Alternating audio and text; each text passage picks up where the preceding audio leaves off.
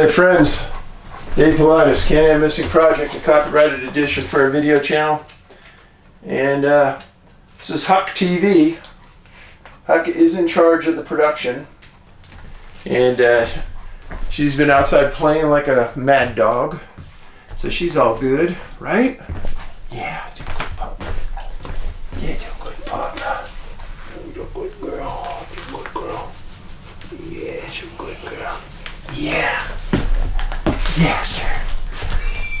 Oh, yeah. So anyhow, this is a missing person segment. This just isn't your average everyday missing person segment. I call this a top 1%er. And this is the top 1% of all missing person cases. So I want you to really pay attention to this one. It's in an area where we've never had any missing persons before, and we got these dropped into our lap not too long ago. And we started working on them, and we said, these are close, meaning close geographical proximity. And the area is North Dakota. This is in the far northwestern corner of North Dakota. Now, that area out there by Minot, has a lot of importance to me because there's nuclear silos out there. And there have been a lot of UFOs seen above the silos in that area. And if you've watched our 3 movies, you know the importance behind this. Because also in Cheyenne, Wyoming, UFOs have been seen above the silos there as well. And in fact, we included that in Missing 411, the UFO connection. Now you can watch our movies, Amazon, Tubi, Apple Pay TV. You can watch them for free. Missing 411, Missing 411 The Hunted, Missing 411 The UFO Connection. And you could do us a great favor. You could jumpstart us on getting new subscribers by allowing them to see that these movies are available to watch for free. And it'll give them a quick understanding of what we're talking about. And this is where we need your help. If a referral is given by somebody who they trust, they'll watch it. Now, each of these movies went to #1 in the world, which is very hard to do. And so please do that. Make sure you're subscribed. And then we've been analyzing this. We get, anywhere between 25, 30,000 and 75,000 viewers per video. And we noticed that the ringing the bell, giving us a thumbs up on the video, very small percentage of you do that. And I don't know if it's because you don't like the video or what it is, but it is a small percentage. And it helps us if you do it.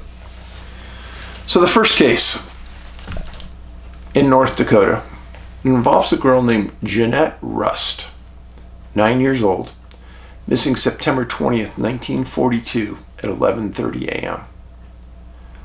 She drove with her parents and her sisters, Dolores, Avis, Artis, and her little brother, Franklin.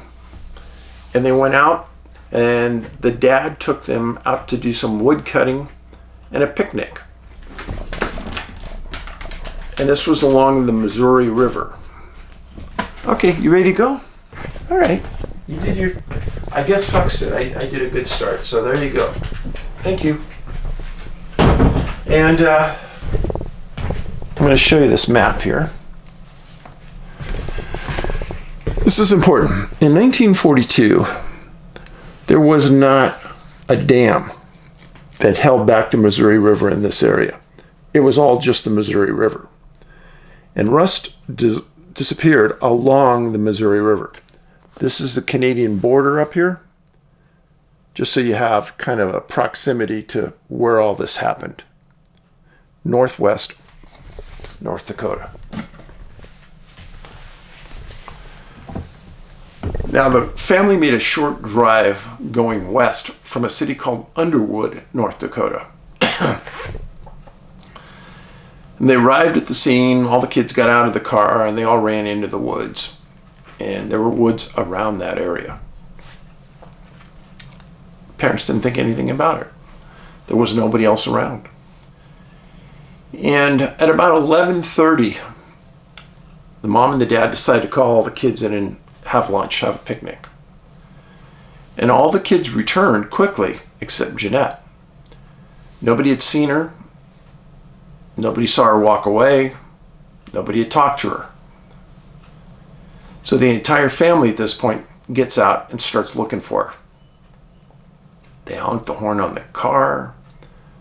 They start walking around. They're looking for tracks. They're not finding anything. Now, she was redhead, 9 years old. This is the best picture I could find of her, and I'm sorry it's not better, but sometimes when you get back there in time, it's hard to find. This is about 80 years ago, but this is an important case, folks. A lot of people complain, oh, what are you doing these older cases for?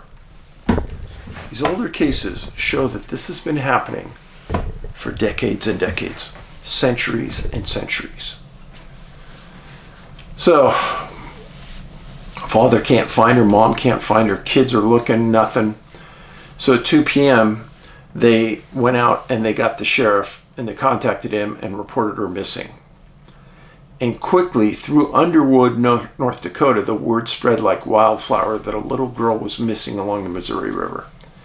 And everybody came out. And I mean everybody from that community. The search immediately started that afternoon. And then the next day, the regional chief of the North Dakota Bureau of Criminal Investigation took charge of the event. And he got 500 searchers and 4 airplanes in the air that day. And then he was able to contact the Fort Lincoln internment camp. Remember, back in the early 40s, we had internment camps. Well, they had some of the best trained canines in North Dakota at the internment camp, and they pulled them off, and they sent them to this search. And then the McLean County Sheriff was also there helping and organizing the search efforts. In something like this, the search is almost a little easier. And I'll explain why. You have a hard barrier to the north, and that's the Missouri River. So really, you have just the area from the river south, unless you can prove, or you have evidence, that she went in the river. Her parents said she'd never go near the river. But one of the first things searchers did when they got there is they walked the riverbank. That was a brilliant thing to do. And what they were doing is they were looking for tracks along the river. Maybe led into the water. And they found nothing. They found nothing that indicated that Jeanette was anywhere near the water. Well, they also got other German shepherds that were trained for search out of other cities in Montana and South Dakota responding. September 22nd, they got 6 airplanes in the sky very early in the morning. And then there was an organizational meeting very early in the morning. And a report came in from late the day before that a searcher was going home, was 14 miles away, and he heard a girl's voice near the river yelling, "Daddy, Daddy." Well, he had called up other people in his community, and they all went down and searched that area. They couldn't find any child's prints. They couldn't find any child. Nobody responded. It was a big mystery. And there was nobody in this area when this man heard this, meaning another family camping or having fun. But they found nothing. Now, here's what's important. A search and rescue manual gives you guidance on how to set up a search for this subject, a 9-year-old girl. The manuals say that on flat ground, and this area is flat, they'll be found 95% of the time in 5 miles or less from the point they were last seen, which was the Rust's car. So 14 miles away in 24 hours, that would be quite a haul for Jeanette to make. Nobody quite believed it, but nobody also didn't believe it because they didn't have anything else. So they decided to pour a lot of resources into that area where this searcher going home had found or had heard this, and they found nothing. And probably the more amazing thing is they didn't find any tracks. This goes back to what I've talked about before. Portals. People step into a portal and then they get trapped in the portal and they can't get out. Now you can laugh that off, but physicists, theoretical physicists talk about this all the time. And it is reality. It can happen. And the more you dig into quantum physics, the more you understand how this has been a reality for a long time. But maybe mainstream science doesn't even want to acknowledge it because it puts our world into a confusing state. But when you hear somebody calling for help and there's no evidence they've been in the area, it's very hard to explain. So they searched that area, they found nothing. They continued to search the area around the car out to about 5 miles. There were 200 searchers on scene, 35 horse riders, equestrians, and they came in from Montana and South Dakota as well. There was no canines that picked up her scent anywhere in that area. On September 23rd, the Red Cross arrived. They had about 700 people there. And that's a lot of people to feed and get water to and maintain. But the Red Cross, they're a good organization, and they were helping. This time they had 100 equestrians, and they wanted to get the searchers up off their feet and onto the horses. It was very cold nights. They didn't believe that she could survive them. It was down to 4 degrees at times at night. And then, about 6 miles from the PLS, point last seen, one of the searchers on the 23rd thought he saw something darting tree to tree along the river. He thought it might have been a girl. Called out her name, there was no response. They rode into the area, found no tracks. Scoured that area for a good 8 hours, found nothing. Second data point, seeing something like that dart away. Very strange. Very strange. September 24th, the head of the Criminal Investigations Bureau for North Dakota decided that they were going to terminate the search. An insane proposition. 3 days of searching and you're giving up? I think that's insane. Some residents of Underwood, the city where the girl's family came from, the Rusts, were still searching. The reason the decision was made to stop is because nobody thought she could survive a 4-degree night. So because she wasn't surviving, in their minds, they gave up. Well, 2 days later on the 26th, the family rallied more people, and they got another 50 people on horseback to ride through the area. And now there was 8 inches of snow on the ground. And they'd abandoned all hope that she'd be alive. Now, snow is a double-edged sword. 8 inches really isn't enough to conceal a body. But if there was somebody alive, 8 inches could show tracks in the snow. But they were convinced she was deceased.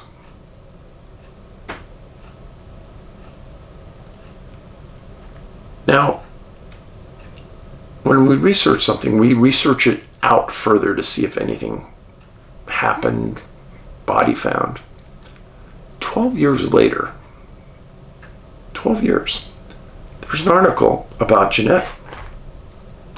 And it talked about how it was such a deep mystery that this girl could walk into the Missouri River area and just vanish and never be found, and have multiple searches. Even after the searches were termed in years ahead, they found nothing.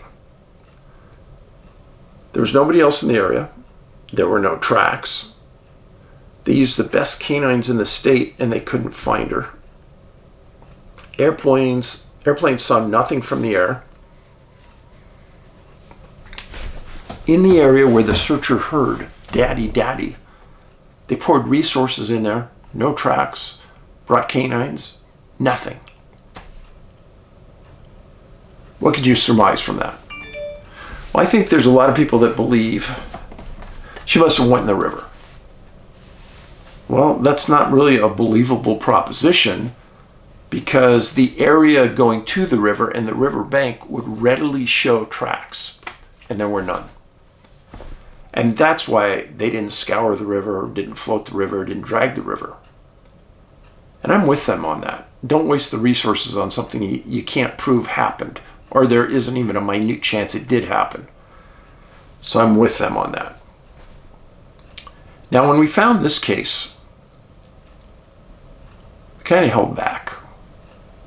Not for any specific reasons, but just held back. And then we got this one dropped in our lap. Remember, 12 years later, after Jeanette disappeared, there was that article. Well, that article was in conjunction to what I'm going to tell you about right now. October 17th, 1954, 12 years and 1 month after Jeanette disappeared. Why is that important? I've always stated that if you put cases back to each other, people are going to remember. It's going to be in the forefront of people's minds. You spread them out 10, 15, 20 years, people retire, people don't remember. In this instance, when this next case happened, an old newspaper reporter remembered Jeanette's case and wrote about the similarities to what I'm going to tell you. And I think it was a brilliant move. The next case was a boy named Lavern Enget. He's 4 years old, went missing October 17th, 1954 at 6 p.m. 12 miles northeast of Powers Lake, North Dakota. His great-grandfather was a man named Lavern Enget. He was one of the first settlers in North Dakota, and he was a Norwegian man.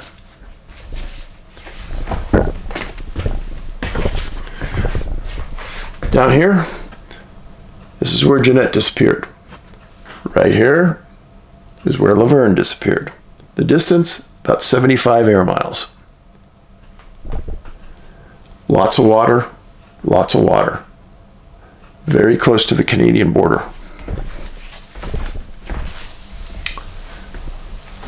Now, the family owned a farm ranch.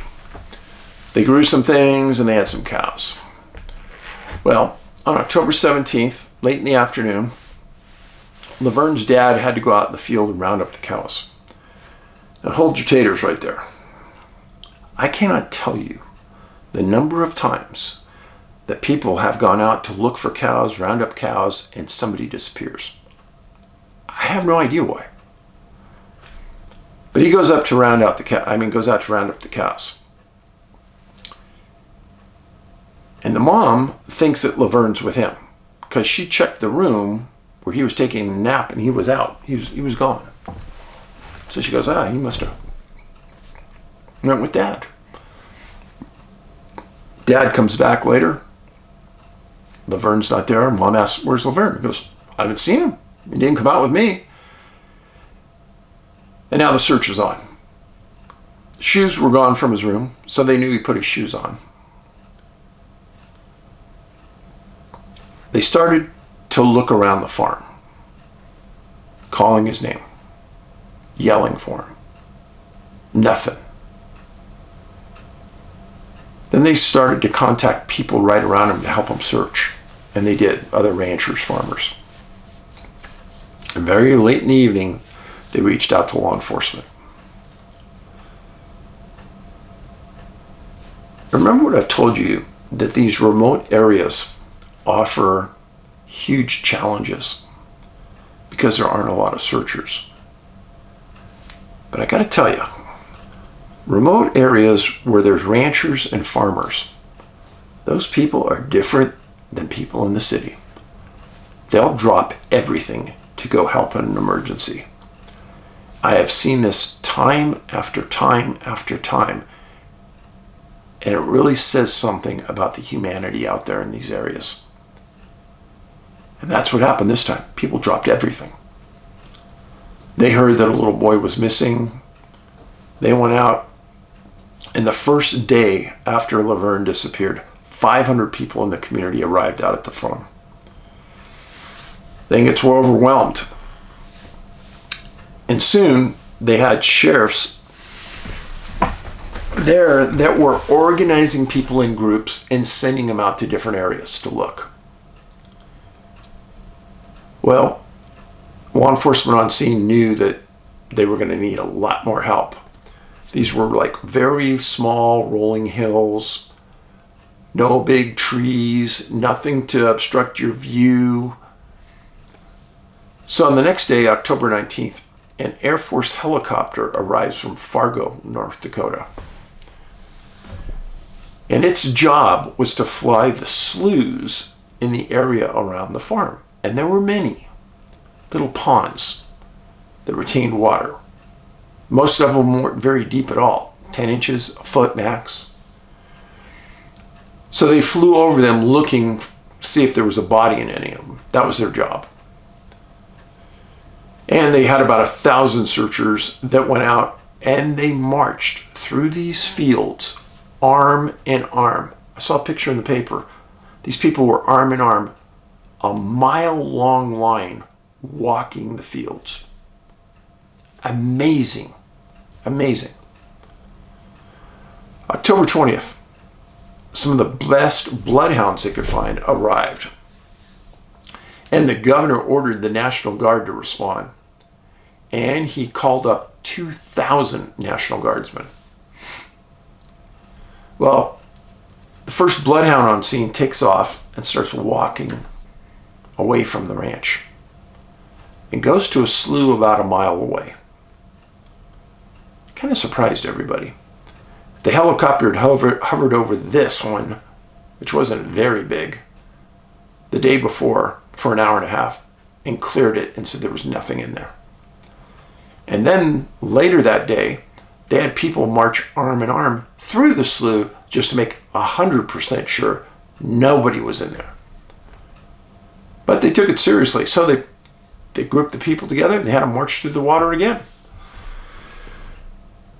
And there were hundreds of people that did this. And there were hundreds others in different parts of the area around the farm and ranch. October 21st, Boy Scouts from Minot arrived. The same Minot, nuclear missile silos. Equestrians arrived from Montana and South Dakota. This was a big notoriety case that people all over the U.S. heard about it.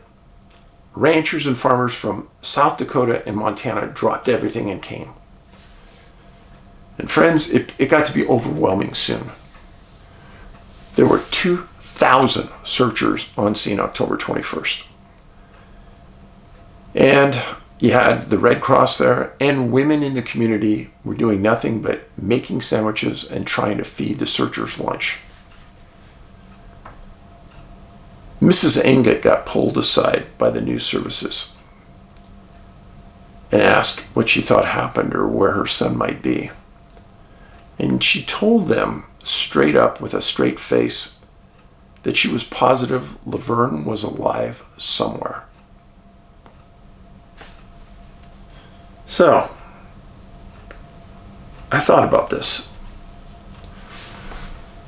And the bond between parent and child is super tight. What if Mrs. Enget was right? What if Laverne was alive somewhere? Think about that for a second. This was also hunting season out there. And the sheriff was a little concerned that maybe somebody shot Laverne and dumped the body. Except no hunters were seen on the Enget property, so it was a little confusing. October 22nd, the papers described the largest search and rescue in North Dakota history. Up to 4,000 searchers arrived. They covered 135 square miles. They went over sloughs on and near the property 3 and 4 times. No canines found anything remotely resembling Laverne or his tracks other than the scent trail to that one slough. October 23rd, the search and rescue was termed. It was termed because they had found nothing. They had marched arm in arm right through these prairies. You could see for miles if something was there. And they had helicopters in the sky. They could tell if anybody was on the ground or in the sloughs. It would be easy. Nothing. They ran out of areas to search, in essence. 3 days later, there was one last push. Snow and fog had moved in the previous couple days. They had 300 men and 10 dogs, and they were going to search one last time, and they found nothing. They decided to stay a couple more days, and then on October 29th, all hope was abandoned. It was too cold. It was just horrible. November 6th, Mrs. Enget was interviewed again with her husband. And she said she didn't believe Laverne was in the area. Let's go with that. Let's say she was right. He's not around, but he's alive. Let's go with that. The sheriff said, maybe there's some foul play there, but I don't have any evidence of it, but he at least said it. And then, a year later, Sunday, October 30th, 1955, a newsman who had a family helped the Engets get together one huge last search for their son. Yeah, it was a year later. They were looking for a body. And this newsman put the team together. And what the idea was is they know the body's not in the field, so they searched that one more time. Then they brought the fire department in and decided to start emptying sloughs just to make sure. So 1 mile from the Enget home, they had put a hose out into the slough. It wasn't deep, 10 inches deep. And they dragged the hose across the slough into what they thought was the deepest part. And then one of the firemen went out and had to readjust it. And as he's walking out, he sees something in the water. It's a body. The body was 100 feet from the shore, resting on the bottom in 10 inches of water. It was recovered. Mr. Enget came out and he identified the clothes as Laverne's. Coroner stated that the body was found with no shoes. His shoes were never found, and the parents believed he left in the shoes because they weren't in his room. The next day, the body was sent to the best coroners they had in the state in Minot.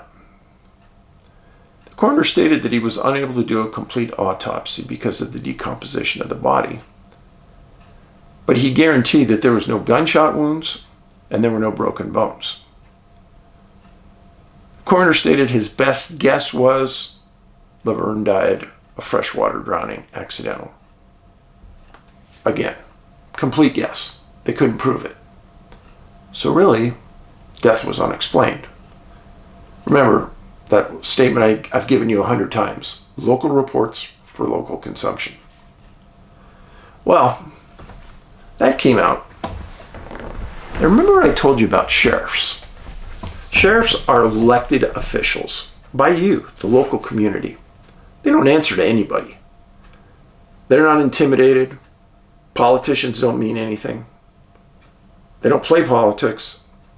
They rely on the truth. Well, about the time the coroner came out and said this, Sheriff Martin Ryan, on October 31st, 1955, made this statement in the paper. He said, "It is inconceivable that Laverne's body had been overlooked."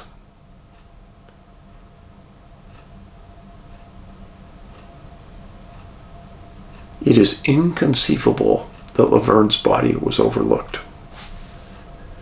He said it had been searched by thousands of men last October. The sheriff said he also couldn't figure out how the body got so far into the slough, 100 feet. Said it didn't make sense. And then he said, "I still haven't given up the possibility of foul play." That could mean a lot of different things, folks. I understand what he was thinking, but I think foul play could be a lot of things in my world. I guarantee in my own mind, Laverne was not there when it was searched. There's no way. You have multiple helicopter days flying over that slough in 10 inches to a foot deep of water. That helicopter's going to see it. It's going to see the body. No tracks going into the slough were found. And then where were the shoes? As much ground as was searched by 4,000 searchers, I guarantee those shoes would have been found if they were there. This is one of those cases where the sheriff said what everyone else is thinking. And the number of times that search and rescue people have refused to say the obvious for fear of something, of being ridiculed, I guess. It's finally nice to see someone say what they really think. Now again, we have two cases, a 9-year-old and a 4-year-old, 12 years and 1 month apart and 75 miles. Even the newspaper men at the time of Laverne's disappearance thought that the similarities were very, very clear. Now, they didn't figure out exactly why Laverne died, obviously, but the sheriff didn't believe he was there when they searched for him. Pow! I can just only imagine the parents thought, and Mr. Enget having to go out and ID his son like that. Horrible, horrible. Friends, I greatly appreciate you being here. I hope you are still subscribed. Now, this is one of the most important videos I've made because the facts here will hit you in the face. Do me a huge favor. Put this on your social media. Let others see what I'm talking about. This is one of those rare times where we have stark evidence of profile points. Yes, it would help me if you put it up. You can watch our movies on Apple TV for free, Tubi for free, Amazon, Missing 411, Missing 411 The Hunted, and Missing 411 The UFO Connection. They went to #1 in the world for a reason. I think you will find the movies interesting. Please go watch. Paulides out.